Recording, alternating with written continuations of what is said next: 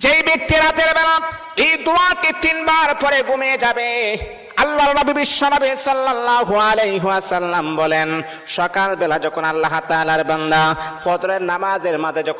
যখন উঠবে, আল্লাহ নবী বলেন রাতের বেলা এশারের নামাজ পড়ার পরে, খাবার খাওয়ার পরে আল্লাহর বান্দা যদি এই দোয়াটা 3 বার পড়তে পারে, তাহলে আল্লাহ পাক রব্বুল আলামিন সকাল বেলা ঘুম থেকে ওঠার আগে আগে আমার আল্লাহ তাকে নিষ্পাপ মাসুম বাচ্চার মতো আমার আল্লাহ পবিত্র বানায়া দেই।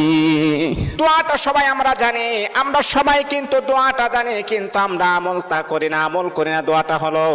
আস্তাগফিরুল্লাহাল্লাযী লা ইলাহা ইল্লা হুয়াল হাইয়ুল কাইয়্যুম ওয়া আতুবু ইলাইহি লা হাওলা ওয়ালা কুওয়াতা ইল্লা বিল্লাহিল আলিয়্যিল আযীম। 3 বার যদি আপনি পড়তে পারি, ইনশাআল্লাহ আল্লাহ পাক রব্বুল আলামিন আমার আপনার জীবনের সমস্ত গুনাহগুলোকে আমার আল্লাহ ক্ষমা করে